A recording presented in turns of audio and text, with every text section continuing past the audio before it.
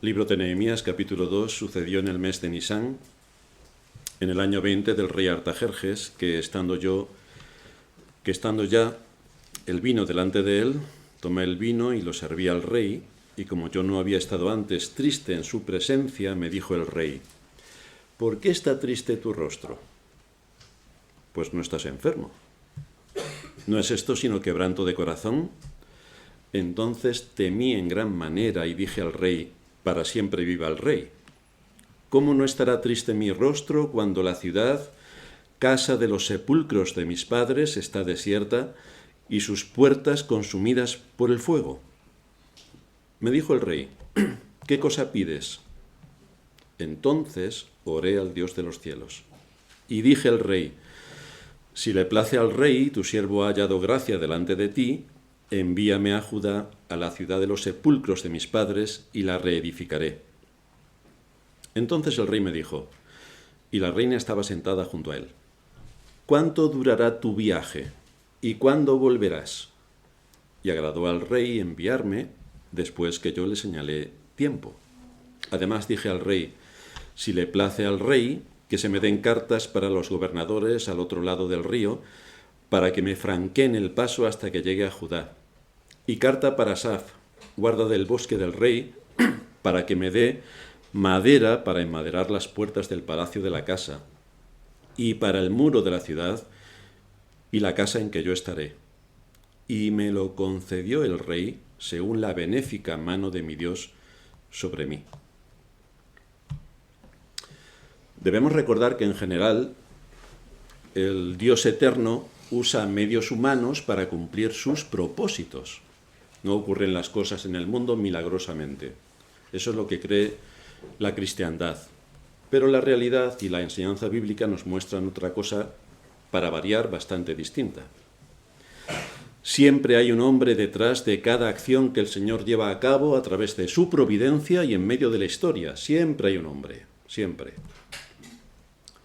Vemos a Abraham, vemos a Moisés, vemos a Elías, a David, a Daniel, a Pablo.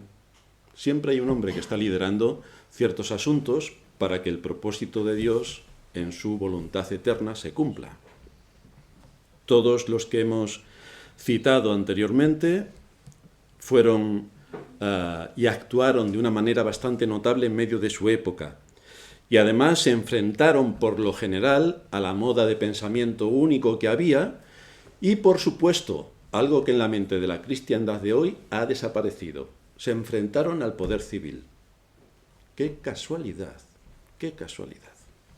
Los creyentes de hoy ven con muy buenos ojos lo que nuestros antepasados en la fe hicieron, enfrentándose al poder civil y defendiendo la fe y siendo luz en medio de la oscuridad, porque usaron discernimiento para identificar el engaño. Sin embargo, esos mismos creyentes que ven estas historias en las Escrituras y las abrazan y dicen: ¡qué fuertes fueron todos aquellos nuestros antepasados en la fe! Cuando el dedo hace así, no existen. Han desaparecido, se han volatilizado los creyentes de nuestros días. Esto es curioso y es para pensar. Hoy está muy mal visto cuestionar o sacar a la luz los engaños en los que nuestra sociedad está inmersa. No, porque políticamente es incorrecto y nosotros, con lo buenos que somos, cada vez que nos miramos al espejo, espejito, espejito, ¿quién es el más bonito? Y nos dice: tú. Y como somos tan buenos, ¿para qué nos vamos a entretener enfrentándonos a toda la podredumbre que nos envuelve? Si en otros tiempos los centros de enseñanza se centraban en adquirir conocimiento objetivo sobre el mundo en el que vivimos y las leyes que rigen la naturaleza, hoy son centros de adoctrinamiento ideológico donde se le ha quitado a Dios su papel como creador y como legislador, a la vez que se ha reducido la vida del ser humano a la voluntad del poder político que determina que descuartizar un ser humano en el seno materno es un aborto. Y es como si te quitan una verruga, más o menos. Ese es el valor que el poder civil le da. Por supuesto, todos aplaudiendo como focas a esta gran idea que ha tenido el poder civil. de asesinar en el seno materno y descuartizar literalmente a un ser humano. Por supuesto, la Iglesia tampoco se mueve mucho en este asunto. El Señor dijo en Mateo 16, 18, yo edificaré mi iglesia. Yo edificaré mi iglesia. ¿Y cómo edifica Cristo su iglesia? La edifica por medio de su palabra y de su espíritu, esto es incuestionable, pero también lo hace a través de medios humanos, para que en este mundo y en la historia se cumplan sus propósitos. Él usa a pecadores redimidos para llevar a cabo la edificación de su iglesia, a fin de que su iglesia sea luz en medio de la oscuridad, que sea luz. Esto es algo que continuamente anuncian las Escrituras, es que el creyente está para ser luz. Pero mucho nos tememos que la luz ha dejado de cumplir su papel. Mucho nos tememos que van por ahí los tiros.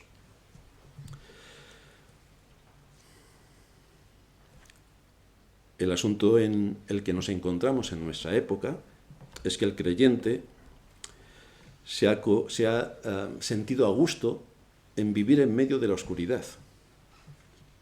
El creyente empieza a ignorar que él es luz, o al menos debe serlo, y lo empieza a ignorar y a parecerse más a la oscuridad que le envuelve. Porque especialmente no logra conectar la revelación bíblica, la enseñanza bíblica, no la logra conectar con su época y con su situación particular, no la logra conectar. Entonces todo lo que ocurrieron con las historias de nuestros antepasados en la fe lo ve clarísimamente. Ahora cuando la Escritura hace el envolvente para ponerlo a él delante de la situación de las enseñanzas bíblicas, de los principios, de su época y de su condición, ahí está perdido por completo porque no ve absolutamente nada, no ve la coherencia. Esto no le pasaba a Nehemías, luego veremos por qué. El salmista en el Salmo 95 lanza una severa advertencia sobre esto. Dice allí en el Salmo 92, versículo 5, «Cuán grandes son tus obras, oh Jehová, muy profundos tus pensamientos, el hombre necio no sabe, y el insensato no entiende esto». Bienvenida a la cristiandad. Estamos exactamente aquí. Si puede haber necios e insensatos en la cristiandad, son mayoría, porque teniendo la revelación de la palabra de Dios, no llegan a entender cómo se conecta la revelación de la palabra de Dios con mi situación particular. Así que asistimos nuevamente a un sometimiento casi total a la moda de pensamiento y al engaño que a través del poder civil se manifiesta en nuestra época, como ha ocurrido en todas las épocas, y la Iglesia no presenta ninguna batalla, mucho menos un creyente en particular. Pero la Iglesia en general no presenta ninguna batalla. ¿Para qué? En Nehemías, como decía, encontramos a un hombre que sí conecta la palabra de Dios con las consecuencias en las que se encontraba el pueblo de Dios en aquella época. Sí que lo conecta.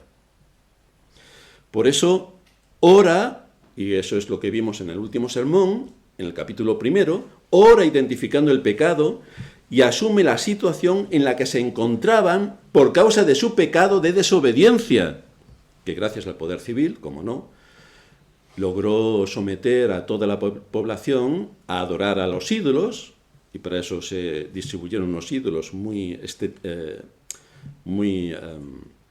estratégicamente dentro de la población de Israel para que no fueran a adorar a Jerusalén, y dentro de Jerusalén hicieron todo tipo de barbaridades en el templo.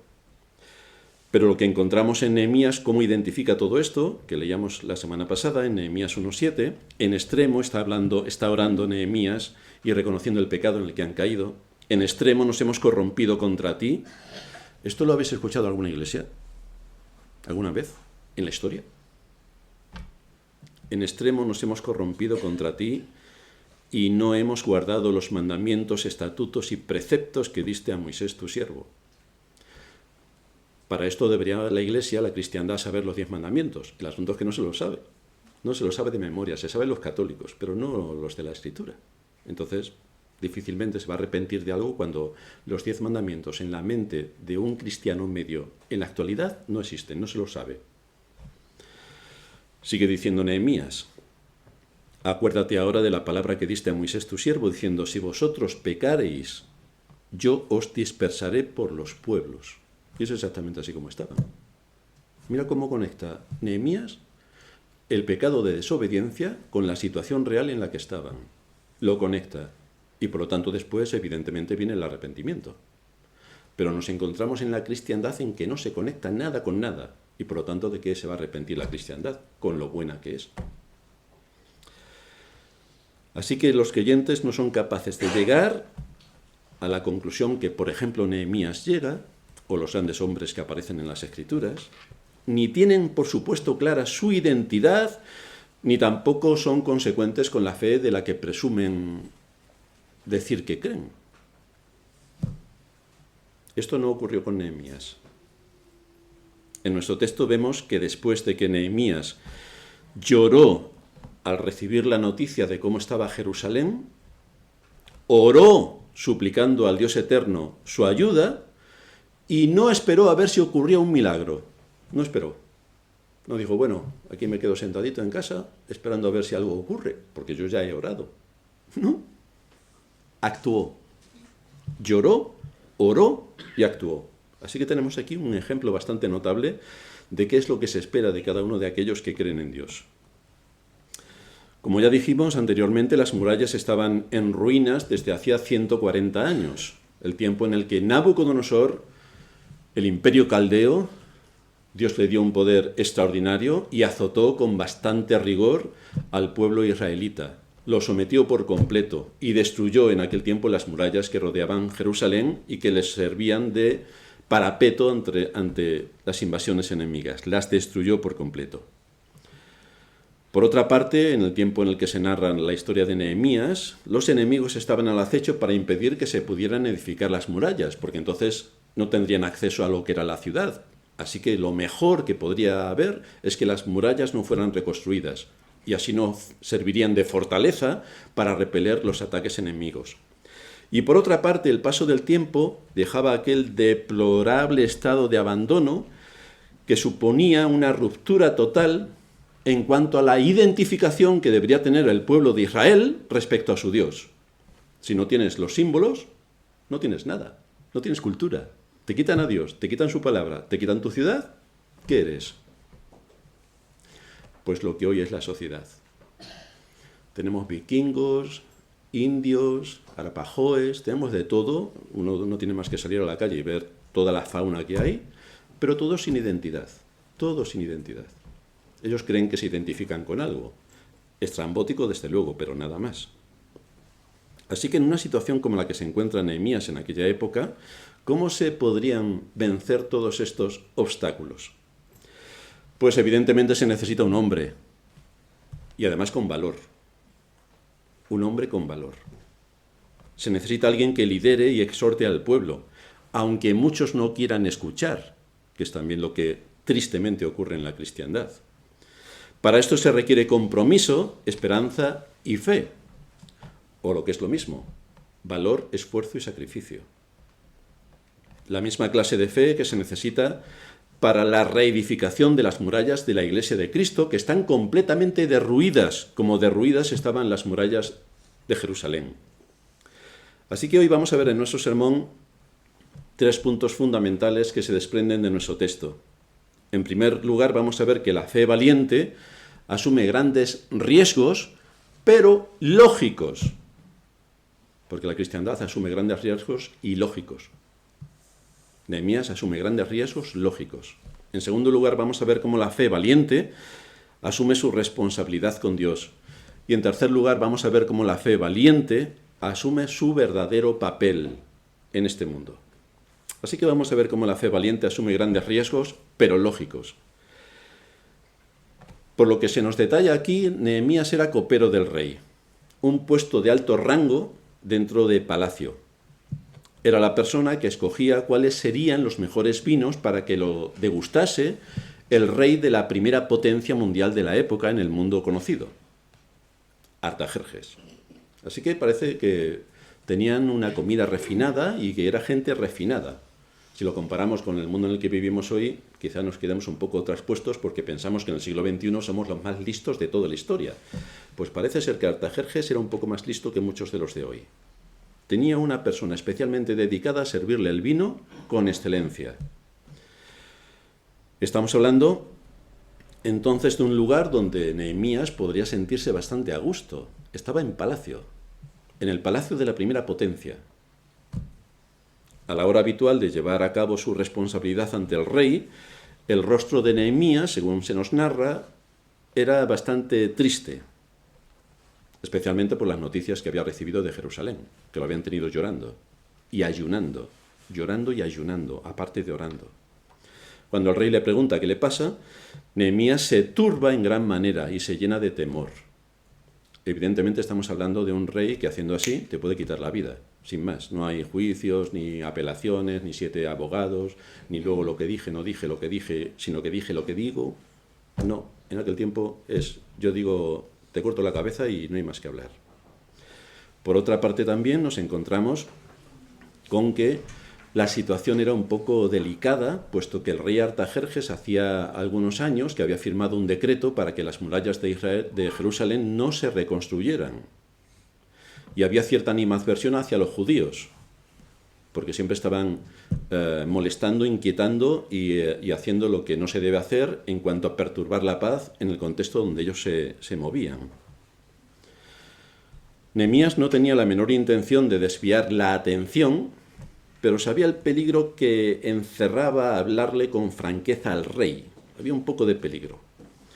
Por eso cuando el rey le nota triste, él se asusta, porque evidentemente no le va a contar un cuento al rey, le va a decir la verdad. Entonces, habla Nehemías, entonces tuve mucho temor,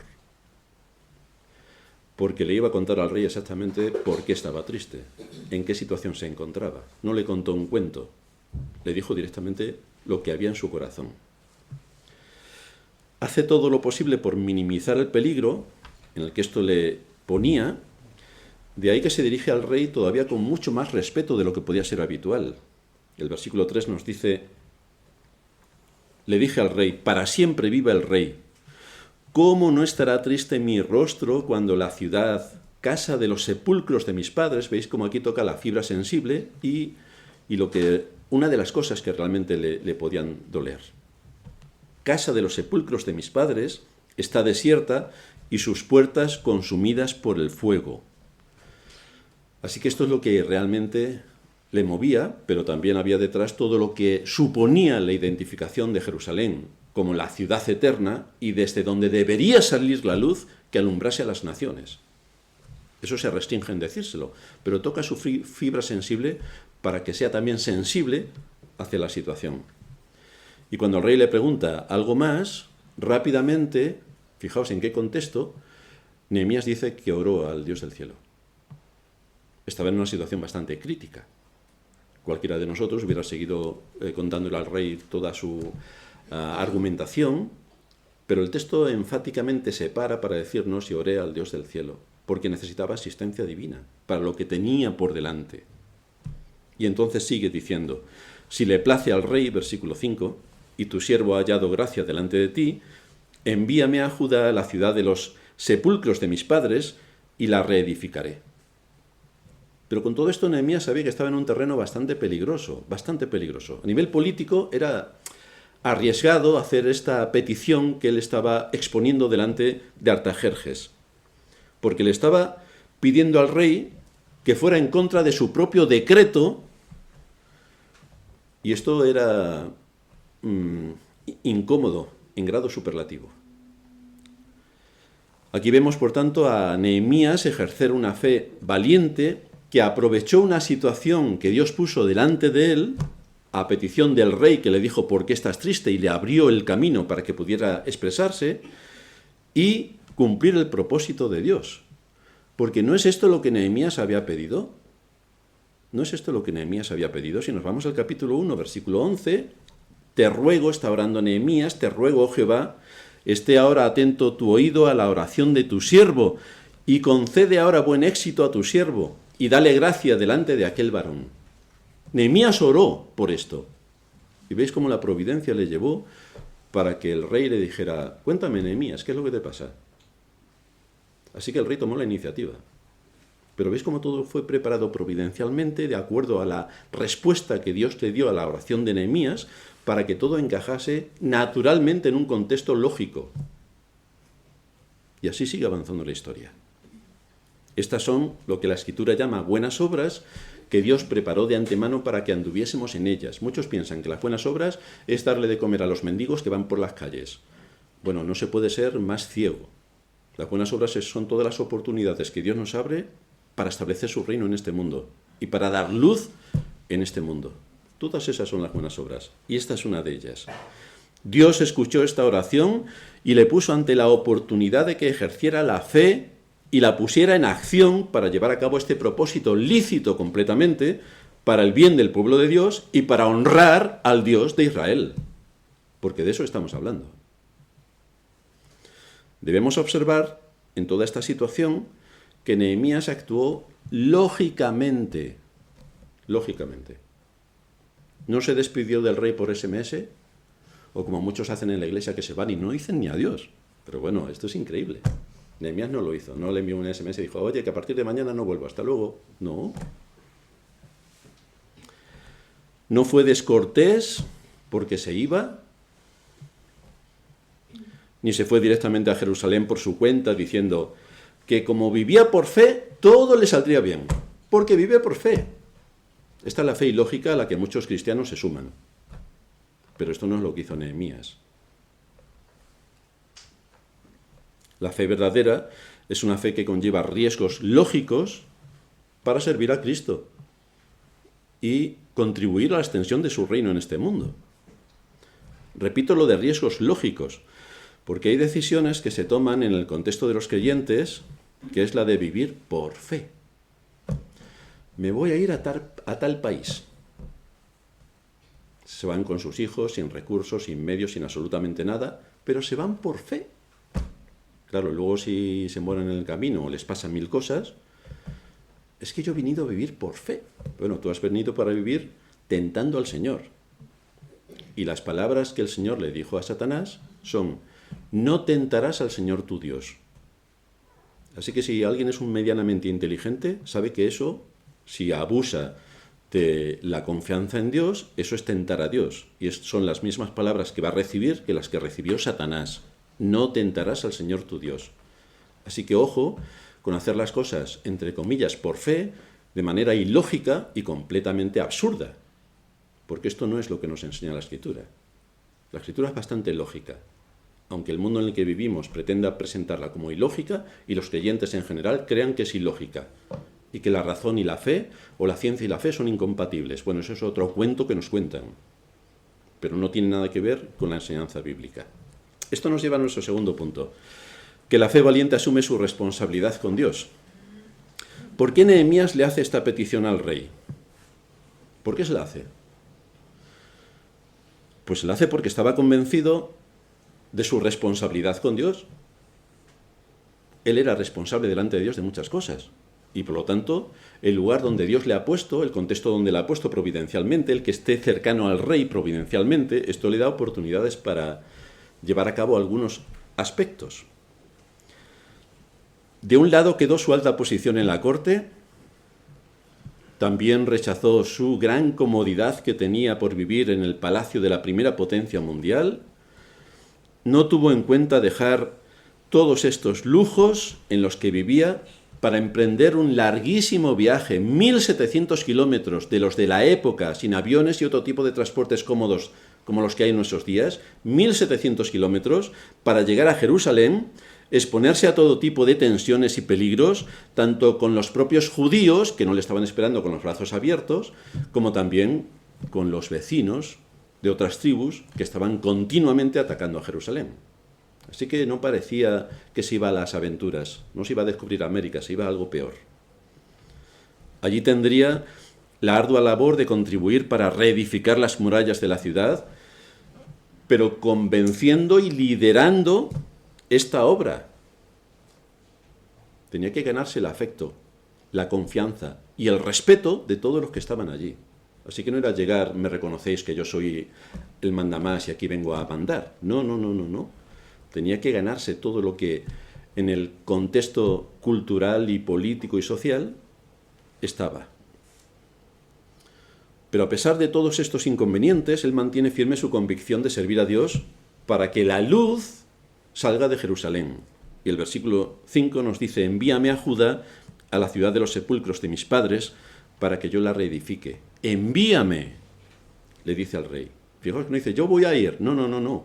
Tú, envíame tú. Nehemías sabía perfectamente que su oración no sería contestada por un milagro. Es como, Señor, te pedimos que envíes obreros a la mies, porque es mucha la mies y hay pocos obreros. Señor, envía envía obreros. Cuando dice esto la Iglesia, se olvida de que a los obreros todavía no viven del aire. Ni el dinero llueve del cielo, y además creo que hasta se tienen que vestir y todas esas cosas. Tienen que pagar el gobierno tan cuidadoso que tenemos y todos los impuestos y demás. Entonces, Señor, envía obreros a la mies, que envíes muchos obreros, pero no pongo un céntimo.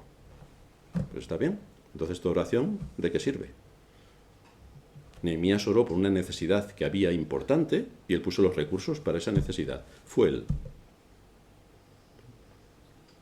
Él estaba entregándose voluntariamente a años de duro trabajo, de sufrimiento, de penurias, de necesidad y de tensiones sin fin. Y por su compromiso con Dios, por sus convicciones, por su responsabilidad, por su fe lógica, estaba dispuesto a pasar por todo esto. Estaba dispuesto a pasar por todo esto, con tal de que Dios fuera honrado y la luz brotara de nuevo desde Jerusalén.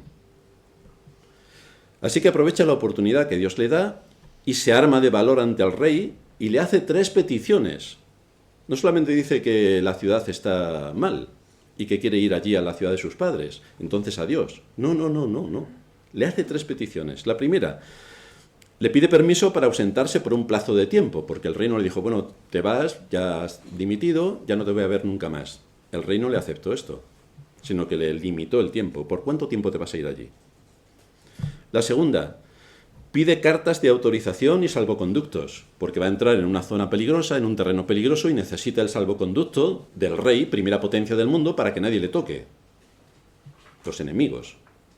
Así que lleva cartas de salvoconducto. Y lo tercero, pide madera para el proyecto. Así que no se fue con las manos vacías para vivir por fe, como si acabara de aterrizar, viniera de Marte, aterrizó por aquí y se encontró con todo esto, sino que la fe, lógicamente, tuvo que presentar la argumentación lógica y después los requisitos y los recursos lógicos para llevar a cabo su acción. Si Nehemías había orado para revertir la deplorable situación en la que se encontraba Jerusalén, aquí vemos cómo pone su fe a trabajar de forma lógica. Llora por la situación, ora por la situación, ayuna por la situación, y cuando se presenta la oportunidad, ahí está Nehemías para decir sí a todo lo que la voluntad de Dios le presenta. Todo esto se lo concede el rey, aunque Nehemías sabía perfectamente quién estaba detrás del rey. Por eso el versículo 8 termina diciendo, y me lo concedió el rey según la benéfica mano de mi Dios sobre mí. Esta es la clave. Pero Nehemías actuó. Es como cuando nosotros decimos, Señor, danos el pan nuestro de cada día. Quédate en tu casa y dilo. Por supuesto, no vayas a trabajar. Te quedas en tu casa sentado. A ver cuántos panes caen del cielo. Tendrás que hacer algo. El Señor te da todos los recursos, te da la inteligencia, te hace vivir en un contexto, te da todos los medios, te da salud, te da oportunidades. Buscas el trabajo, con el sudor de tu frente ganas el salario y con eso puedes comprar todo lo que necesita tu familia. Pero tú tienes que hacer algo. Pues esto es lo que pasa con Nehemías. Nehemías está orando para que el pueblo de Dios vuelva a ser realmente lo que era, lo que había en la mente de Dios, que Israel fuera luz para las naciones. Pues hay que hacer algo, y yo lo voy a hacer. No espero un milagro, lo hizo. Nehemías no era un soñador, ni un idealista, ni un irresponsable. Era un hombre con una firme convicción en su corazón y con una fe valiente que asumió responsabilidades y retos en contra de su comodidad y de su interés. Este es Nehemías.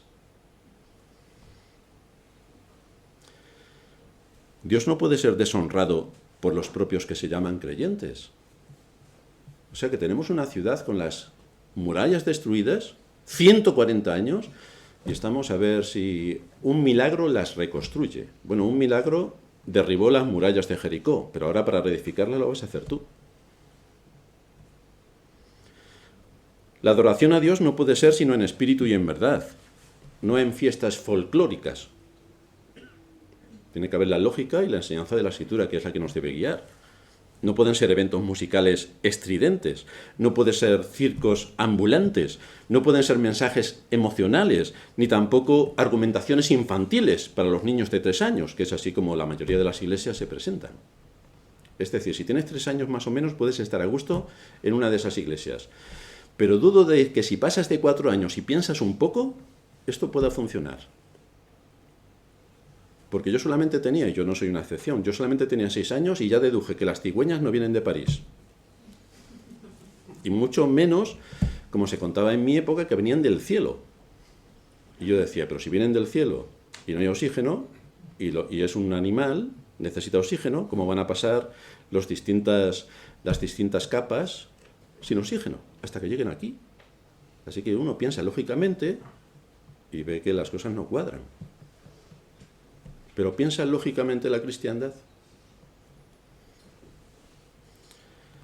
Si en la adoración no hay respeto, ni solemnidad, ni reverencia, ni argumentación lógica, ni estudio profundo de las Escrituras, para que nos hable al corazón y a la conciencia, y podamos encajar la enseñanza de la Escritura con nuestra situación en particular, entonces estamos en una reunión profana y blasfema.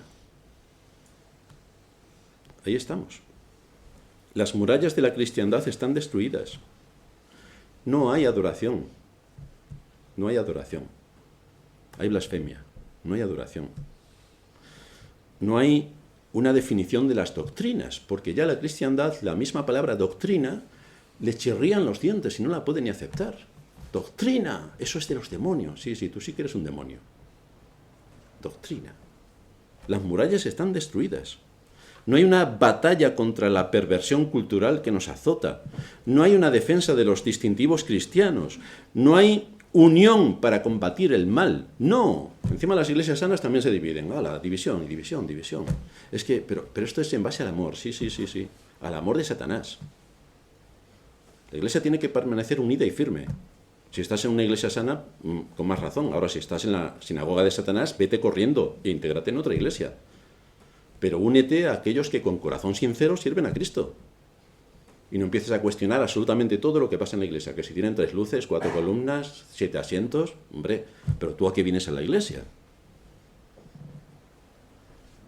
¿Cómo puede ser luz la iglesia?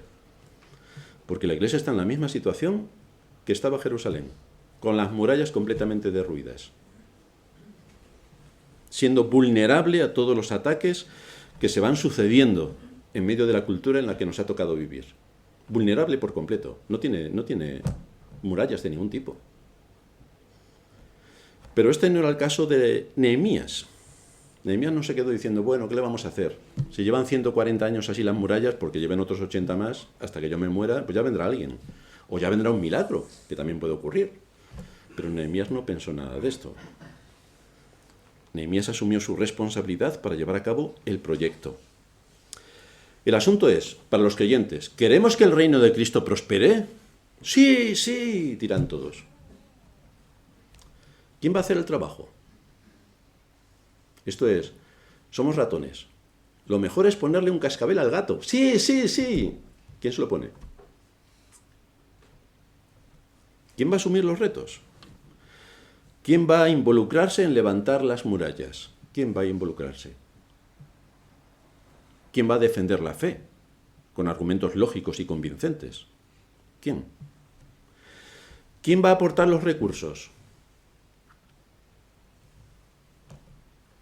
Dios bendice la obra, pero quien la tiene que sostener con su valor, con esfuerzo y con sacrificio, eres tú.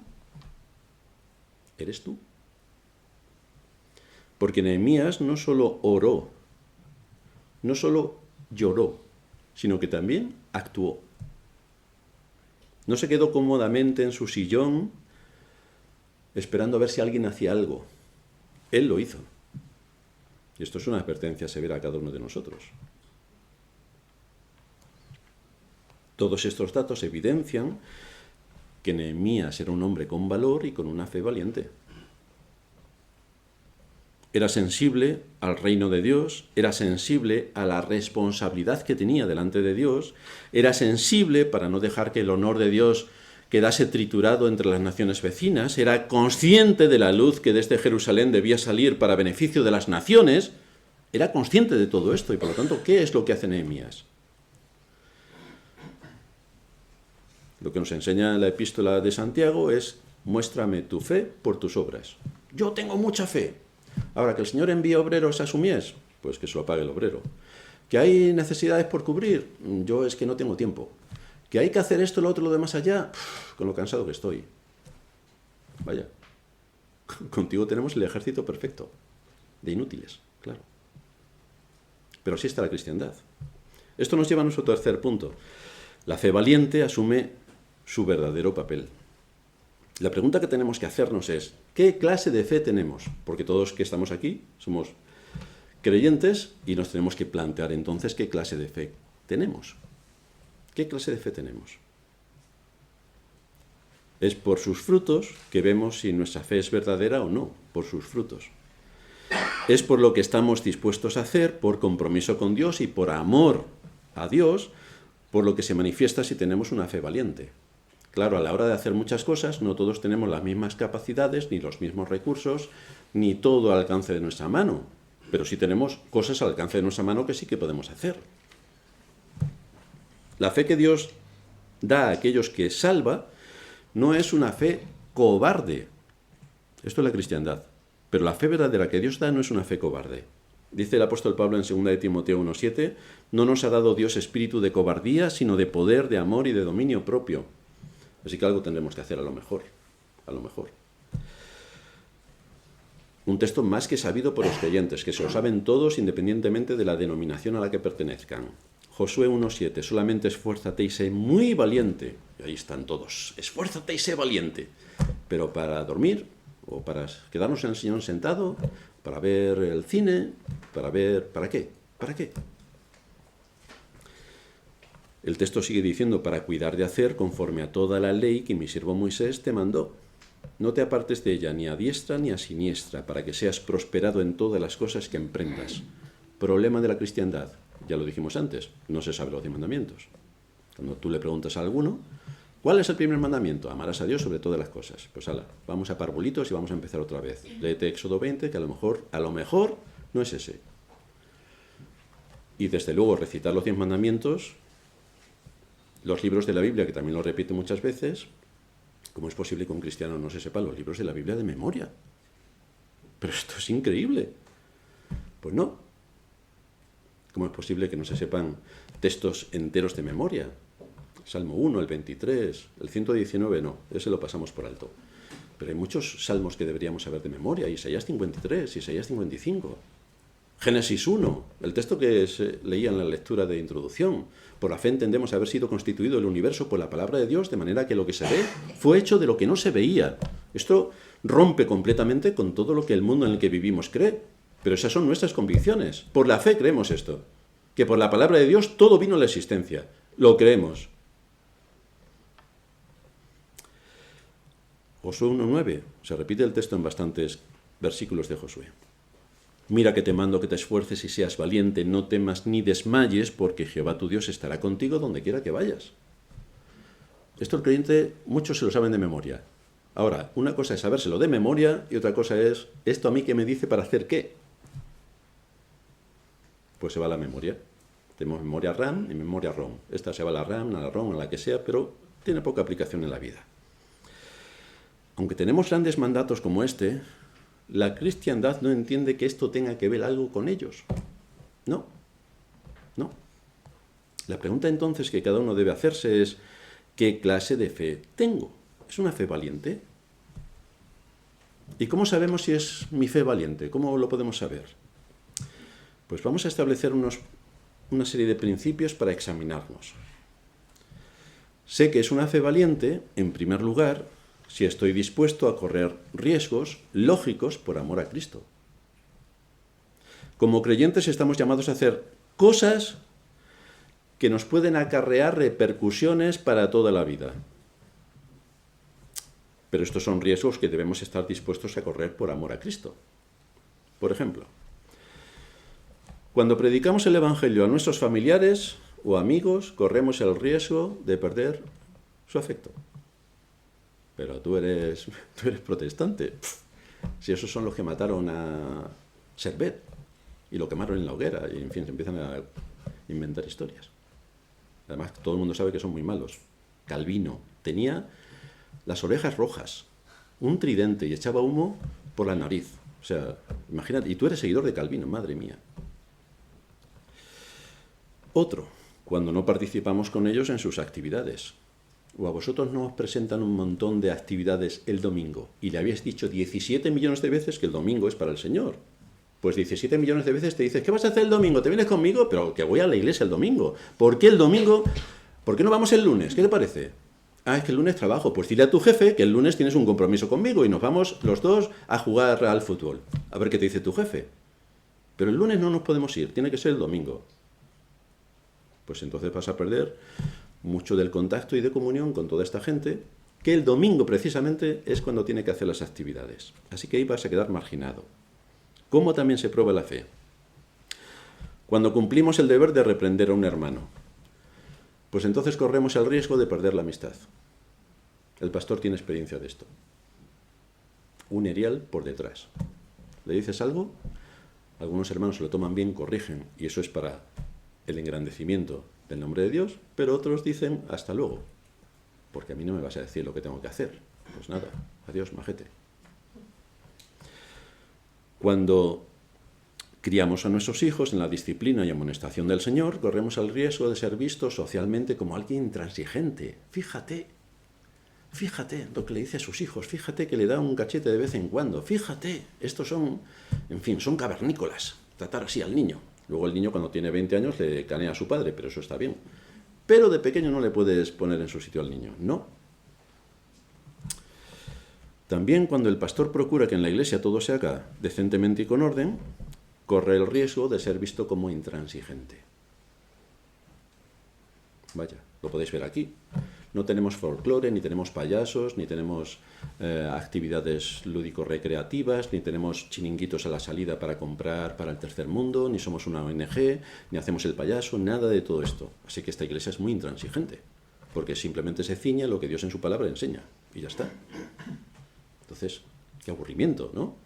Sí, el mismo aburrimiento que si vas a una clase de física cuántica y salen ahí 3 con guitarritas para enseñarte la física cuántica. No sé yo lo que vas a aprender. Aprender a ser el payaso sí, pero no sé si vas a aprender física cuántica. Pero aquí estamos hablando de cosas más grandes que la física cuántica. Así que quizá tenemos que tener un poco de respeto, solemnidad por estar delante del Dios a quien adoramos y escuchando su palabra. Esto requiere cierto respeto solamente por lógica.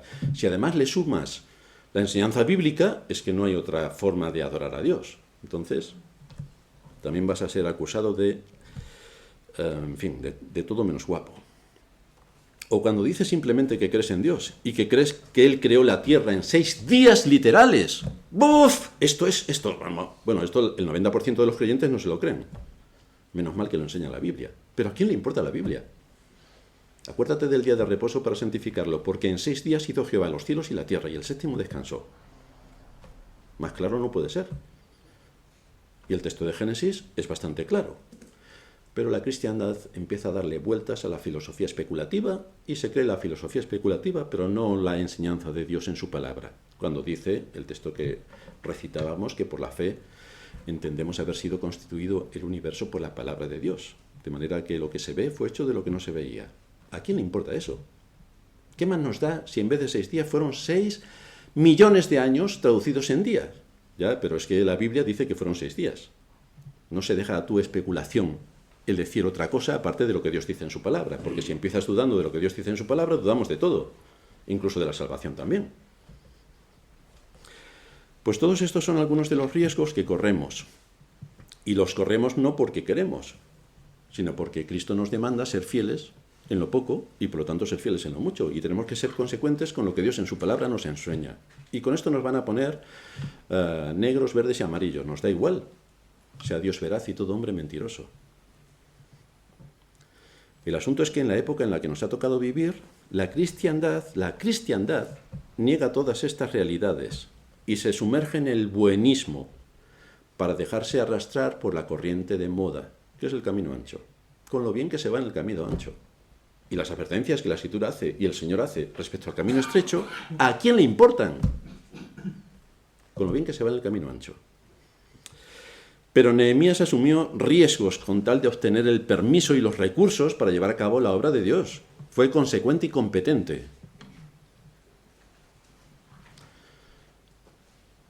Otra alternativa que le quedaba era acobardarse, acomodarse y no hacer nada. Entonces sería un cristiano más de nuestra época. Pero Nehemías no lo hizo. Podría decir con toda razón que aquello no era su problema. Ya estaban allí los judíos desde hacía mucho tiempo y no habían hecho nada, porque él tenía que hacer algo que estaba a 1700 kilómetros y además era copero del rey, viviendo en un palacio majestuoso. Pues ya lo harían aquellos que estaban allí para reedificar las murallas. Pero no lo vio así. No podía dejar que el testimonio de Dios y la luz que debía salir desde Jerusalén quedasen ocultas. No podía permitirlo.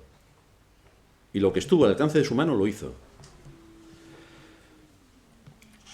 ¿Qué más testimonios tenemos sobre aquellos que defendieron la fe? Porque claro, hoy defender la fe es haz lo que hace todo el mundo y no tendrás ningún problema.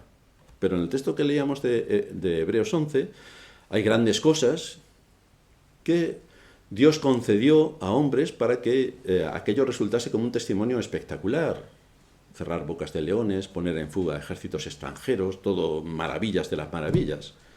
Pero la gente tampoco lee mucho lo que sigue en el versículo 36. Otros experimentaron vituperios y azotes, y además de esto, prisiones y cárceles del poder civil, para que no nos equivoquemos, ya que tanto amamos al poder civil, que sepamos lo que el poder civil hace en todas las generaciones.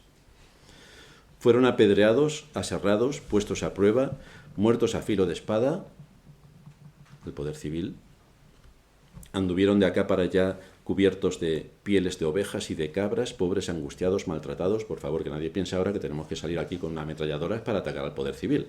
No estoy diciendo eso. Estoy diciendo que el germen del mal y quien expande el mal siempre es el poder civil. Entonces, que eso lo tengamos en cuenta para usar los medios lógicos, lícitos y legales, no ilegales, sino legales, para actuar en contra de todo lo que la perversión del mundo en el que nos ha tocado vivir nos quiere someter. Fueron maltratados, de los cuales el mundo no era digno, errando por los desiertos, por los montes, por las cuevas y por las cavernas de la tierra. Esta era la situación de muchos creyentes. Y esta es una situación a la que ninguno de nosotros quiere llegar. Nosotros queremos cerrar bocas de leones, como hacen los pentecostales, que ellos hablan y se cumplen lo que ellos dicen, como todo el mundo sabe. Dicen, sánate, y se sana la gente. Ya los hospitales se cerraron, como hemos dicho muchas veces, las cárceles ya no tienen presos, las guerras se han acabado, el hambre en el mundo también, porque los pentecostales van decretando y todo lo que dicen, como todo el mundo puede ver, ya se ha cumplido. Así que estamos tan contentos en este mundo que nos ha tocado vivir, que es que no pensamos en nada más. La realidad es otra. Todo esto que nos narra aquí Hebreos 11 ocurrió porque esta gente tenía un compromiso con Dios y con la verdad. Por eso acabaron muertos a filo de espada, por eso acabaron aserrados. No sé si alguien ha pensado lo que es ser aserrado. O sea, te disparan una bala y te mueres y se acabó la historia. Pero no estoy seguro si soportaríamos que cogieran una sierra de las de antes y empezaran a cortarnos a trocitos. Ya veríais cómo íbamos a cantar. Aserrados, muchos murieron aserrados. Pero todo esto ocurrió por su compromiso con Dios y con la fe, para defender la fe en medio de una sociedad hostil al Evangelio. Pero detectaron el engaño y lucharon contra él. Y así acabaron. Si no hubieran detectado el engaño y hubieran vivido como el resto, nunca les hubiera ocurrido nada de lo que se narra aquí en Hebreos 11. Nunca les habría ocurrido. Porque se hubieran tragado el cuento que cuentan en todos los cuentos, en todas las épocas. Hoy hay abusos de todo tipo desde el poder civil, se restringen los derechos naturales otorgados por Dios en la creación, se lleva a cabo un engaño sutil y permanente sobre todo lo que nos rodea, pero el cristiano sigue viviendo en Disneyland. Sigue en Disneylandia, en español. Disneylandia. Lo que voy a decir ahora quizá muchos no lo sepan, pero Disneylandia es el país de los cuentos. Y voy a decir algo que los niños quizá no lo saben todavía. Mickey Mouse no existe. No. Ahora, tenemos Mickey Mouse en la política. Tenemos Mickey Mouse en las iglesias. Tenemos Mickey Mouse en la ciencia. Y tenemos Mickey Mouse en todos los ámbitos. La gente se cree que el Mickey Mouse es de verdad. Pero no. No, es un cuento. Ahora hay que detectar al Mickey Mouse. Pero existe. Al menos en la imaginación de casi todos. En la realidad, Mickey Mouse es otro. Es un ángel caído. Pero la gente lo toma como Mickey Mouse, lo abraza. Bueno, si viene Minnie, ya la parejita. Luego puede venir Minnow o Monkey Mouse. O, en fin, ya no se sabe, porque en Disney también se están equivocando un poco con esto, y ya no saben quién es quién. Pero a la cristiandad, ¿qué más le da? Si todos somos buenos, amigos y tenemos mucho amor para con todos. Incluso para los Monkey Mouse o Mouse Mickey. Da igual. El asunto es engañar. El tema en cuestión es, nosotros siendo una pequeña iglesia, ¿qué vamos a hacer? ¿Qué vamos a hacer nosotros? No sé qué podría hacer Nehemías, uno solo, a 1700 kilómetros de distancia, sin nada más. Sin nada más y nada menos que Dios. Sin nada más y nada menos que Dios. ¿Qué vamos a hacer nosotros? Porque el mismo Dios que tenía Nehemías es también el que tenemos nosotros. El mismo. ¿Es la cobardía la que nos mantiene atados y sometidos como al resto de la cristiandad? ¿Es el amor a nuestro dinero el que nos impide contribuir para la extensión del reino de Cristo? Esto es interesante porque algunos dicen, como no me gusta el pastor, no ofrendo. Vaya. O sea que ofrendas dependiendo de si te gusta el pastor o no. Muy bien, muy bien. Bueno, luego analiza tu vida y ve a lo mejor qué cosas están ocurriendo porque retraes tu mano de darle a Dios lo que le corresponde. No importa qué pastor tengamos, importa cuál es tu compromiso delante de Dios. ¿Es la comodidad la que nos deja inútiles? ¿Cuál es la causa por la que en muchas ocasiones no actuamos como debemos, sino que nos quedamos cómodos e insensibles diciéndonos, bueno, eso no es asunto mío, ya lo hará otro? Entonces, ¿cómo sabemos una vez más si tenemos una fe valiente? En segundo lugar, dentro de este apartado de la fe valiente, ¿estamos dispuestos a emprender grandes obras para Dios, como hizo Nehemías? Debemos entender que las murallas de nuestra Jerusalén no podrán ser reedificadas en un momento. Esto requiere mucho tiempo y mucha inversión y muchos recursos. Se necesita una ardua labor, diligencia y perseverancia de cada miembro de esta iglesia, tanto a nivel personal como colectivo. Necesitamos constancia. Que la iglesia sepa y entienda que tiene apoyo, que está sustentada por todos sus miembros para cumplir con su papel en este mundo. La obra del Señor demanda de nuestro tiempo, y esto nos va a traer muchas dificultades, porque como todo el mundo sabe, no tenemos tiempo, estamos tan ocupados. Daniel tenía, como dije la semana pasada, tenía la costumbre y el deber de orar 3 veces al día, y eso que era el segundo en el reino, en 2 imperios y en 4 reinos. Pero él tenía mucho tiempo, claro, pues fíjate, qué maravilla. Gobernar en cuatro reinos, eso es pan tirado. No como nosotros, que entre las redes sociales, responder a Facebook, los SMS o los WhatsApp ahora, los correos, estar en... Es que no tenemos tiempo. Pues quizá tendríamos que pensar en poner a un lado nuestra comodidad y nuestros intereses personales y dejarnos de las excusas clásicas. Yo realmente me pongo malo cuando alguien tiene que hacer algo en la iglesia y me dice que no tiene tiempo. Y entonces le digo que si quiere le cuento mi historia. Nadie quiere que se la cuente. Pero entonces no me digas que no tienes tiempo. El asunto es que si queremos crecer espiritualmente, y si queremos el crecimiento espiritual de nuestra iglesia, y si queremos ser luz a las naciones en algo que Dios en nuestros días nos proporciona, que es a través de las redes, inundar las redes con la palabra de Dios, especialmente en un idioma como el español, que lo hablan 500 o 600 millones de personas, debemos estar dispuestos a negarnos a nosotros mismos y estar dispuestos a trabajar arduamente por la extensión del reino de Dios en este mundo, que es nuestro principal papel. Es un trabajo de todos, en el que todos los miembros del cuerpo, trabajando coordinadamente, tienen que cumplir la función. Trabajando coordinadamente. No dice la Escritura que el pastor trabaje mucho y los demás que se sienten a mirar y luego le aplauden si lo hace bien, y si no, le criticamos. No. Cada uno tiene una función dentro de la iglesia que pretende ser luz a las naciones. Entonces, ¿cuál es el papel que cada uno de nosotros tiene en todo esto? Porque la fe verdadera nos lleva a soportar dificultades, a negarnos tiempo para dormir, a dejar ciertos pasatiempos que nos están robando el tiempo del Señor, el tiempo de avanzar en su obra, el tiempo de fortalecer la iglesia. Tenemos muchos ladrones de tiempo en nuestra vida. Es bastante insensato dedicarle horas y horas a las redes sociales y no usar ese tiempo para fomentar en las redes sociales, ya que nos gustan tanto, fomentar el evangelio en las redes sociales. Hay muchas cosas que podemos hacer. Lo que me sorprende es que podemos ver a muchos dándole me gusta a los más variopintos temas, muchos de ellos contrarios a la fe, pero no le darán un me gusta a la iglesia. Vaya. Pero yo sí voy a la iglesia todos los domingos. Pero es curioso que le des me gusta hasta a los traidores y a la iglesia en la que estás no le des un me gusta. Vaya. Por si no se han dado cuenta todos los que nos visitan y los que ya somos miembros, tenemos Facebook también. Hay que dar me gusta, tenemos Telegram, podemos sumarnos, en fin. Estamos haciendo todo un esfuerzo extraordinario para estar en las redes sociales y promover el evangelio. Pero ni siquiera con el dedito, chiquitín, con darle a me gusta, ni siquiera. Vaya esfuerzo. Vaya esfuerzo.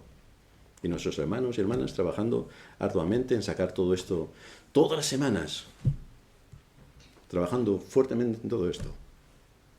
¿De qué sirve el trabajo que un grupo de hermanos y hermanas están haciendo con bastante tesón y la predicación que cada día del Señor se imparte desde aquí para que ni siquiera darle a un me gusta? No. Se le da a todo, menos a la iglesia. Pues así nos va. ¿Cómo sabemos si tenemos una fe valiente? Si esperamos grandes cosas de Dios. Nehemías no era un hombre que se hacía castillos en el aire, sino un hombre con los pies en la tierra y con una gran responsabilidad en lo que se proponía hacer. No se iba a conformar con algo mediocre, con algo infantil, con algo entretenido, porque tenía una gran labor que hacer.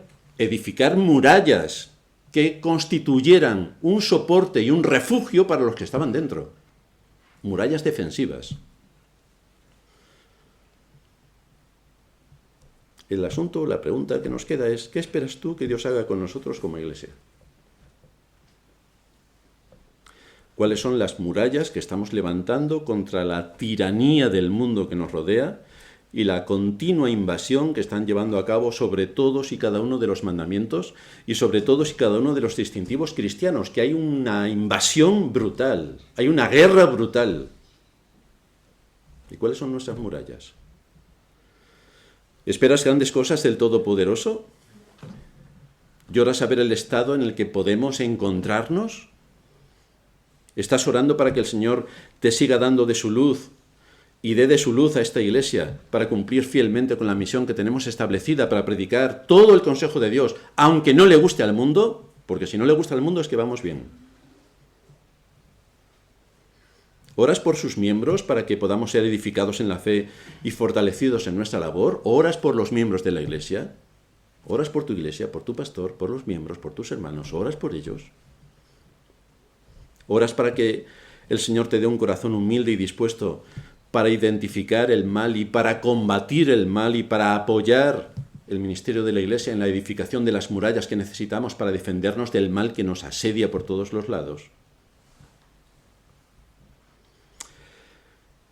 El asunto es cómo sabemos si nosotros en realidad esperamos grandes cosas de Dios.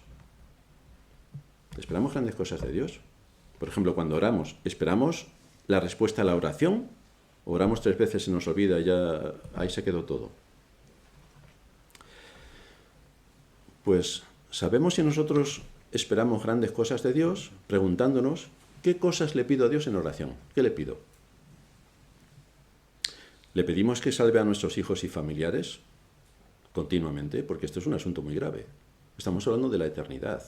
Oramos al Señor frecuentemente, casi diariamente, para que salve a nuestros hijos y a nuestros familiares y que nos dé la oportunidad de poder presentar de forma natural el Evangelio. ¿Le pedimos que nos haga grandes hombres y mujeres de oración y que seamos consecuentes con la verdad? Porque la oración es imprescindible, diaria. Es uno de los medios de gracia diarios, como el comer. ¿Le pedimos que siga edificando a su iglesia? ¿Realmente tenemos esta carga en la que todos los días en oración le pedimos que el Señor siga edificando a su iglesia? Porque me preocupa la iglesia, me preocupa. Necesitamos fortaleza, necesitamos murallas que puedan soportar el embate al que somos sometidos todos los días. Le pedimos que podamos cumplir con nuestra misión y que a través de la iglesia muchos lleguen al conocimiento de la verdad. Le pedimos que los hombres que se suben al púlpito hablen con toda autoridad y con ciencia y con inteligencia para abrirnos la palabra de Dios, que sea expuesta y que esto sea luz a las naciones. Porque hay muchas naciones que nos siguen. Muchas personas de muchas naciones que nos siguen. Le pedimos que nos dé fuerzas para levantar estas murallas que nos defiendan del ataque infernal del mundo que nos rodea, porque es un ataque infernal. Le pedimos que nos dé discernimiento a fin de que podamos conectar la enseñanza bíblica con nuestra situación particular, como hizo Nehemías, porque necesitamos discernimiento para esto. ¿Qué es lo que me enseña la palabra? Y luego eso que me enseña la palabra, ¿cómo lo aplico a mi situación particular? Y esto es lo que cada vez que abrimos las Escrituras en el Día del Señor nos proponemos. No es contar la historia de Nehemías, es lo que la historia de Nehemías nos dice a nosotros. Esto es imbatible en cada predicación. No venimos a contar historias, ni a ver qué pasó en tiempos de Jeremías con el rey Artajerjes y montarnos aquí una historia de la Warner Bros. Venimos a ver qué me dice la Biblia, qué me dice la palabra de Dios de lo que ocurrió con un antepasado mío en la fe, cómo le afectó la fe en las circunstancias en las que estaba y luego extraer todo lo que allí ocurrió para mi beneficio. Le pedimos al Señor, por tanto, que nos dé luz para identificar el engaño que nos envuelve contra la vida, contra la libertad, contra la verdad, y que nos dé entendimiento para combatirlo, porque necesitamos recursos para combatir todo esto. Estamos en una guerra cruel por las almas. Si le pedimos a Dios estas grandes cosas, si no le pedimos a Dios estas grandes cosas, es porque nuestra fe es débil. Porque esto debería estar todos los días en nuestras oraciones. Si somos honestos, lo que nos pasa es que pensamos que Dios no nos va a dar estas cosas. Tengo a mis hermanos que son duros para escuchar el Evangelio, pero duros. Y entonces yo digo, pues no voy a orar al Señor por ellos, porque como son duros, pero es que duro era yo, y duro era Pablo, y mira de dónde lo sacó Dios. Es que no depende de ellos. Tenemos que orar al Señor para que tenga misericordia de ellos y los salve. Porque ellos no quieren, como yo tampoco quería, ni tú. Pero Dios te salvó.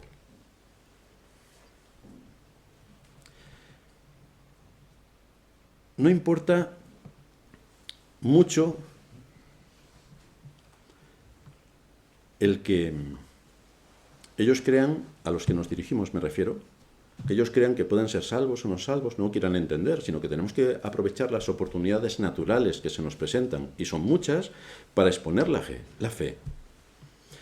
Dios es honrado cuando le pedimos grandes cosas y cosas lógicas, porque es lo que le pidió Nehemías, y Dios se lo concedió. Y terminamos ya con la conclusión.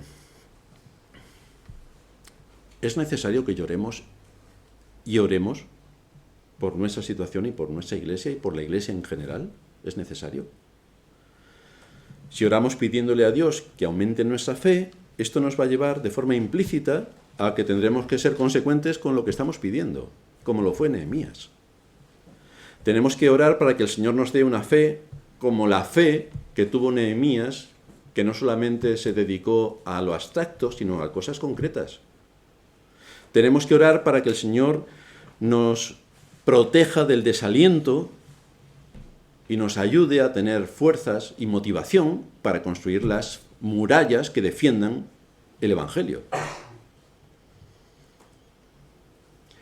Dios ha prometido edificar su iglesia y que las puertas del Hades no prevalecerán contra ella. Esta es su promesa. ¿Pero qué vas a hacer tú? Porque Dios usa medios humanos. Dios nos da todos los recursos, nos da su palabra, que es lo más importante. Nos da su espíritu. ¿Y ahora? Dios no va a actuar de forma milagrosa, como no lo hizo con Nehemías. Pero sí que nos va a dar las oportunidades para que todo esto siga su curso y podamos contribuir a la edificación de la Iglesia, al progreso del Evangelio y a que el reino de Cristo siga prosperando en medio de este mundo. Así que tomemos también el ejemplo de Nehemías, no pensando que otros lo podrían hacer, pero nosotros no tenemos tiempo. No, piensa qué es lo que tú vas a hacer. Piensa cuánto tiempo vas a dedicar a la oración por cosas concretas. Piensa de los recursos que tienes a tu alcance, ¿qué vas a poner a disposición del Señor? No tengo ningún recurso, no tengo dinero, no tengo trabajo, pero seguro que sabes hablar. Y si sabes hablar, estoy seguro que sabes hablar, sabes orar. Y si sabes orar, ora.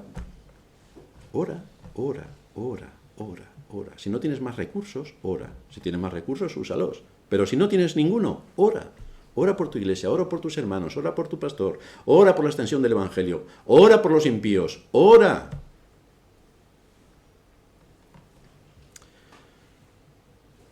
La conclusión de todo es que aquí encontramos a un hombre con una fe valiente para afrontar situaciones difíciles.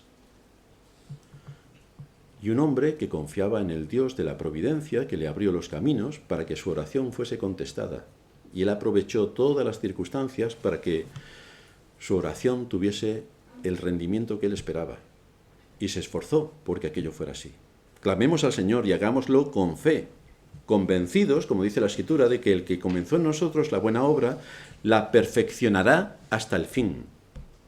Oremos para que el Señor nos dé discernimiento, determinación y voluntad para reedificar las murallas destruidas que tiene la cristiandad, o si nosotros también tenemos murallas destruidas en nuestra vida personal. También tenemos que orar para que el Señor nos ayude a construir las murallas que nos defiendan de los ataques infernales que nos envuelven y que podamos presentar batalla con argumentos lógicos y bíblicos de la verdad y de la fe que una vez fue dada a los santos, a nosotros. En eso tenemos que trabajar. Vamos a terminar en oración. Padre nuestro que estás en los cielos, gracias te damos una vez más por exponernos ante este ejemplo de Nehemías y ver cómo actuó coherentemente con la fe que tú le habías dado, cómo dejó de lado su interés, su comodidad y cumplió con su responsabilidad. Y así nosotros también en el mundo en el que vivimos, con las murallas destruidas en las que son las que rodean a la cristiandad, siendo objeto de todo tipo de ataques por parte del mundo en el que vivimos, te suplicamos que nos ayudes a construir las murallas que nos defiendan de tantos ataques y de tanta perversión, de tanta maldad y de tanto ambiente infernal que nos rodea. Te suplicamos que nos ayudes, que nos sigas dando de tu palabra y de tu espíritu, que podamos construir murallas sólidas, con fundamento, que repelan todos estos ataques y que nos sigan haciendo confiar en el Dios eterno que prometió que cuidaría y guardaría a su iglesia hasta el fin. Así que esto te suplicamos, que nos sigas atendiendo y ayudando por medio de tu palabra y de tu espíritu. En Cristo Jesús, nuestro Señor, te lo suplicamos. Amén.